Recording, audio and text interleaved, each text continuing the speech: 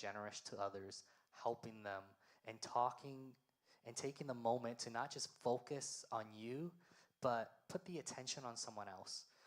Learn how those other people feel. In other words, we need to be selfless, compassionate, and merciful, just as God is merciful with us. And the fruits are essentially the heart of God. So through us displaying these things, we're showing God's kindness and God's love to other people.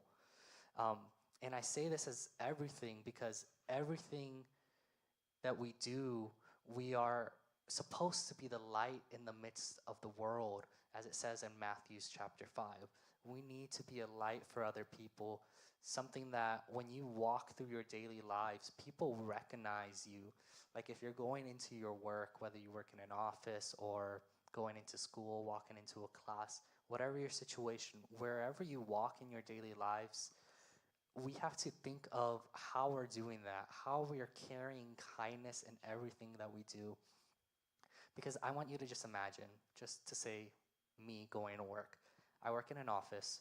Imagine, let me explain how long it takes me to get to my office first, so you know how many people I have to walk by. I work in a very tall building. It's about 10 or 12 floors. I have to go through a lobby. There's a person in the lobby. There's a break room that I have to pass through. I have to go in an elevator. We all come in at the same time in the building, so I have to see all these people, wait for the elevator, or take the stairs. I'm not taking the stairs. I work on the 8th floor. Not happening.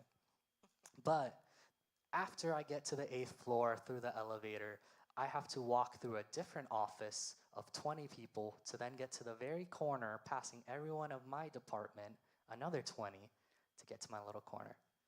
So imagine if I was walking through this whole time, not talking to anyone, my head down, slouched. If anyone says good morning to me, I'm just like, morning.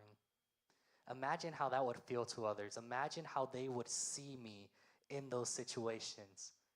Now, you could be a very extra person, unlike me, and walk in there, and before anyone even sees you, say, good morning, guys. How are you? Hope you had a good night rest. Let's get ready to work. Amen.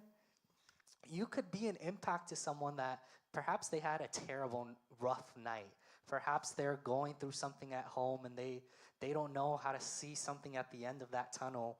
But you, through a simple good morning, through something as simple as putting a smile on their face in the morning, you could change their day just like that. And I'm not saying I walk into my office screaming like that, but carrying a positive demeanor, just thinking about others and putting them above yourself, and just doing something that makes them say, like, there's something different in that guy. Like, he comes in this office, he's never upset, he's never sad, he's never has this grumpy face. You know, he's always smiling and just showing us all kindness.